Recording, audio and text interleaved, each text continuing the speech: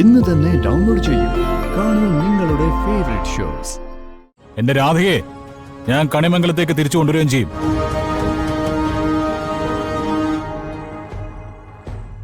അമ്മയെ കൊണ്ട് ഞാൻ അവളുടെ കൈ പിടിച്ച് ഈ വീട്ടിലേക്ക് കയറ്റുകയും ചെയ്യും. മനസ്സിൽ വെച്ചോ.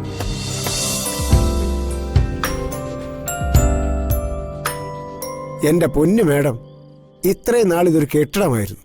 ഇപ്പതേ ഐശ്വര്യമുള്ളൊരു വീടായി. ഈ നിലവിളക്കും അതിന്റെ പിറകിലിരിക്കുന്ന മോളും ഐശ്വര്യത്തിന് വേറെന്താ വേണ്ടത്? അതെ, രാധിക മോളുടെ പാട്ട് കലക്കി. നീ ഒന്നും മിണ്ടായിരിക്കും ജയന്തി, ആട്ടല്ലടി, പ്രാർത്ഥനയാ. ഓ, നിങ്ങൾക്ക് വിവരമുണ്ട്, ഞാൻ സമ്മതിച്ച്.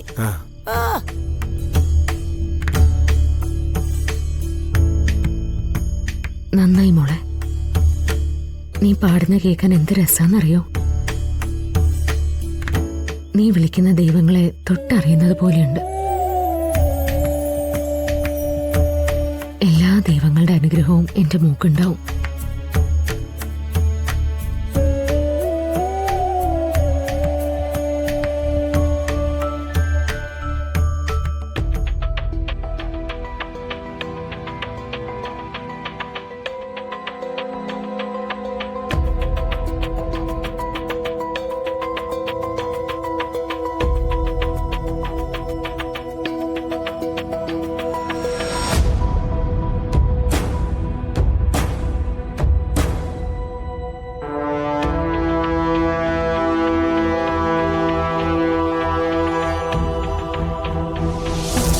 വരുൺ, ചായ കുടിക്കും.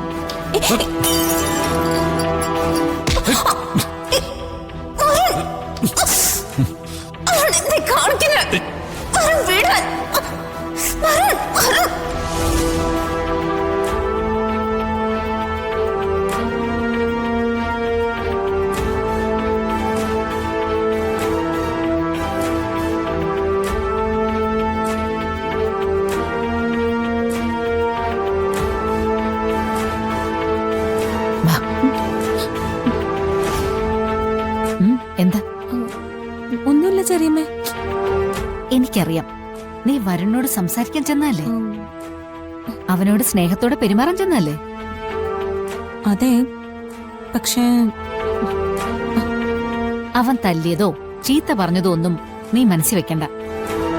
പിന്നെ ഇങ്ങനെ തത്തിക്കളിച്ച് അവന്റെ മുമ്പിൽ ചെന്നിട്ട് ഒരു കാര്യമില്ല. ആണുങ്ങളെ എപ്പോഴും സ്നേഹം ആഗ്രഹിക്കും. നീ കുറച്ചുകൂടി റൊമാൻറ്റിക് ആയ മതി. സുന്ദരിയായ നിന്നെ ആർക്കാ ഇഷ്ടപ്പെടാത്തത്? വരുണല്ല, സകല ആണുങ്ങളും നിന്റെ മുമ്പിൽ മുട്ടുകുത്തി വീഴും. ചെറിയമ്മേ, എടി, ബുദ്ധി ബോധം ഉണ്ടായിട്ട് കാര്യമില്ല. പ്രയോഗിക്കേണ്ട നേരത്ത് പ്രയോഗിക്കണം, മനസ്സിലായോ? ചെല്ലങ്ങോട്ട് ചെല്ല്. ചെറിയമ്മ, പോ. ഒരു നല്ല തല്ല് കാണാനുള്ള അവസരം ഞാൻ എന്തിനാ ചുമ്മാ കളയുന്നേ?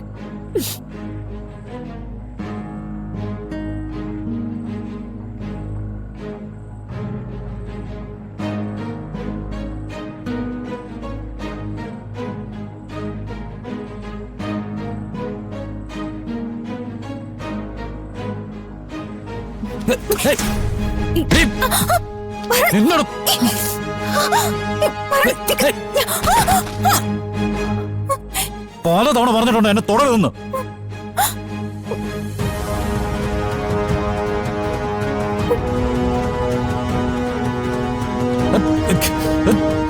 നിന്നെ ഉണ്ടല്ലോ ആടിച്ചു.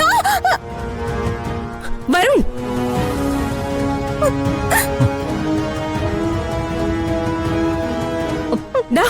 നീ എന്തേ കാണിക്കുന്നേ? പല തവണ ഞാൻ പറഞ്ഞിട്ടില്ലേ ഈ നാശം പിടിച്ചവളെ എന്റെ മുമ്പിലേക്ക് പറഞ്ഞു വിടരുതെന്ന്? വരുൺ, നീ ഒന്ന് അടങ്ങ്. അടങ്ങണോ? എങ്കിൽ അമ്മ ഇവളോട് പറ, ഇനി എന്റെ നിഴലി വിടുന്ന സ്ഥലത്ത് പോലും വന്നു പോരുതെന്ന്.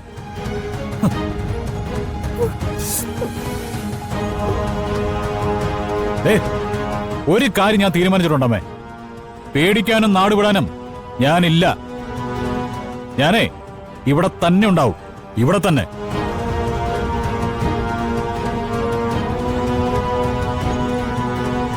എന്റെ രാധയെ ഞാൻ കണിമംഗലത്തേക്ക് തിരിച്ചു കൊണ്ടുവരികയും ചെയ്യും.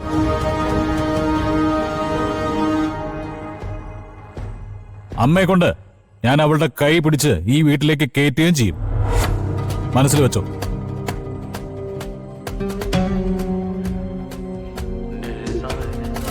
എടാ വരൂ. പ്രിയങ്കേ മോളെ എണീക്ക് വാ.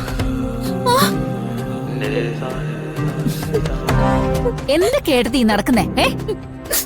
അധികം താമസിയാതെ കണിമംഗലത്തൊരു പെൺകുട്ടിയെ കഴുത്ത് ഞെരിച്ചു കൊന്നു എന്ന് നാട്ടുകാർ പറയും. നീ വാ മോളെ വാ.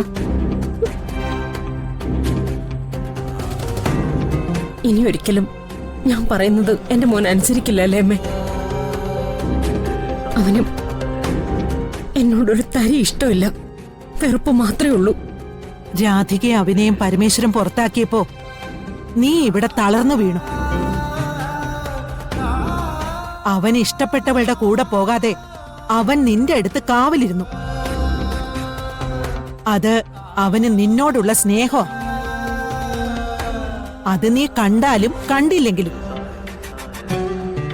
പത്മിനി, അവൻ ഒരൊറ്റ പെണ്ണിനെ സ്നേഹിച്ചിട്ടുള്ളൂ, അത് രാധികയെ.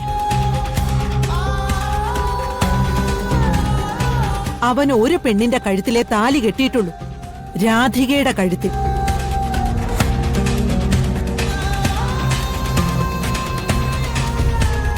അതൊക്കെ നിനക്ക് താമസിയാതെ ബോധ്യപ്പെടും.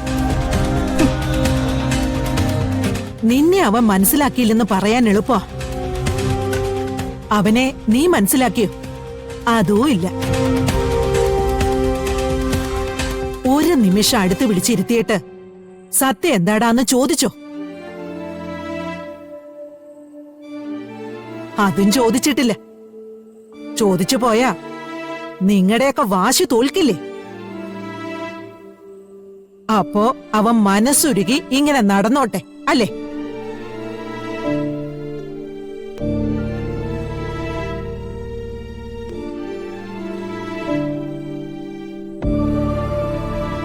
അമ്മേ, അമ്മയും വരുണും തമ്മില് ഇഷ്ടക്കുറവൊന്നും ഉണ്ടാവണ്ട.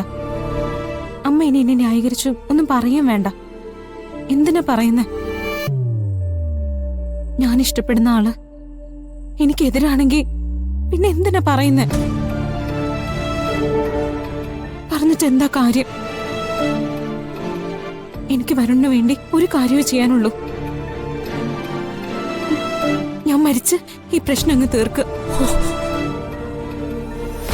പിന്നെ എല്ലാം പിന്നെ വരുണിന്റെ ഇഷ്ടം മാത്രമായിരിക്കുമല്ലോ. എനിക്കെല്ലാം കൈവിട്ട് പോവും അമ്മ, എല്ലാം. മോളെ, നേരായ മാർഗം ഏതായാലും അതേ വിജയിക്കും മോളെ. മോള് വാ, വാ.